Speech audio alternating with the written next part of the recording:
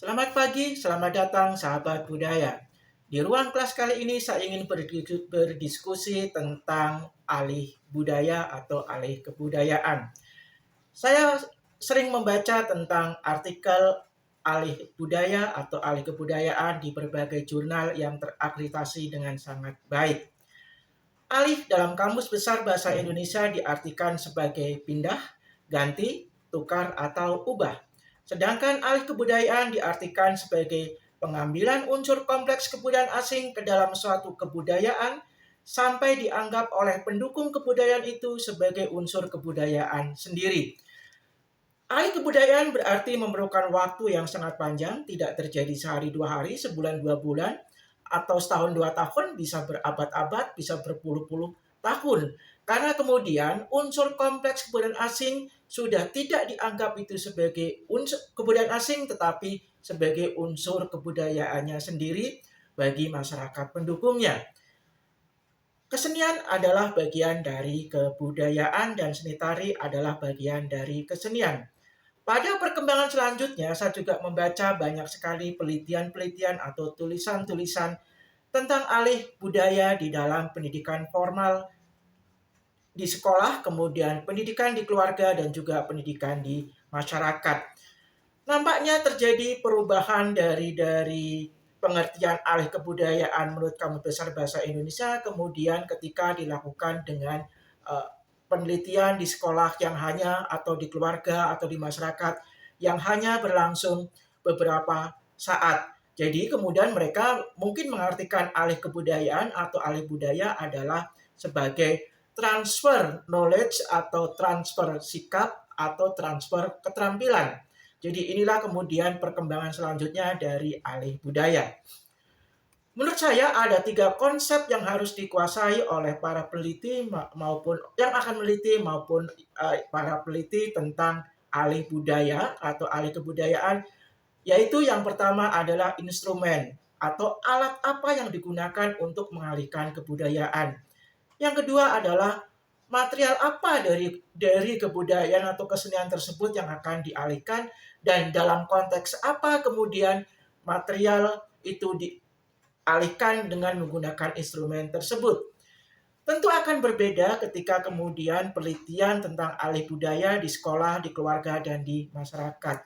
Terutama pada instrumennya.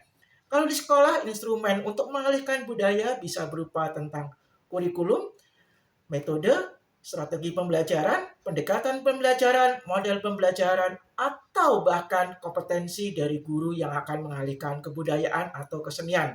Dalam hal ini adalah seni tari.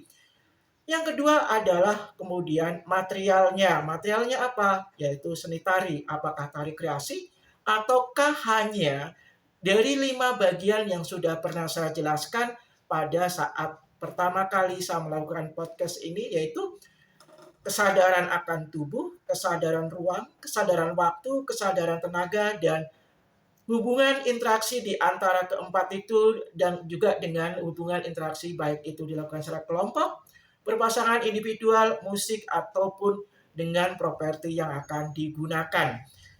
Jadi ada setidaknya 5 konsep dasar di dalam kompleks unsur di dalam tari ya yang bisa kemudian dialih budayakan. Nah, konteksnya seperti apa kemudian yang akan dicapai ketika kemudian mengalihkan kebudayaan di sekolah formal dengan instrumen yang ada? Tentu ada 3 ranah yang ingin dicapai ketika kita berhubungan dengan pendidikan, yaitu kemampuan kognitif, kemampuan afektif, dan kemampuan psikomotorik. Apakah tiga-tiganya kemudian akan dialihkan sesuai dengan konteks tadi? Konteksnya, ataukah hanya salah satu misalnya pengetahuannya saja, keterampilannya saja, ataukah hanya pada pengetahuannya saja. Nah, ini juga kemudian akan berbeda ketika kemudian alih budaya dilakukan di keluarga. Instrumen yang paling utama di dalam keluarga pastilah kemudian tradisi atau kebiasaan yang dilakukan di keluarga tersebut. Demikian juga ketika dilakukan di dalam masyarakat, instrumennya bisa juga dalam bentuk tradisi atau dalam bentuk-bentuk yang lainnya. Yang paling penting adalah bahwa peneliti ataupun yang akan meneliti boleh hanya memilih 3 konsep, salah satu dari 3 konsep tersebut. Apakah mau instrumennya, kemudian apakah mau materialnya, ataukah hanya mau tentang konteksnya. Jadi 3 hal inilah sebenarnya 3 yang berbeda, tapi juga bisa menjadi 3 satu kesatuan yang utuh, atau 3 menjadi suatu yang bisa dipisah-pisahkan sesuai dengan yang ingin kita teliti. Jadi di dalam alih budaya pada sekarang ini terjadi pergeseran makna dari apa yang dirumuskan pada Kamus Besar Bahasa Indonesia. Diskusi tentu kita butuhkan untuk kemudian kita bisa kemudian mendapatkan pandangan-pandangan yang berbeda dari sahabat-sahabat yang lain, dari teman-teman yang lain.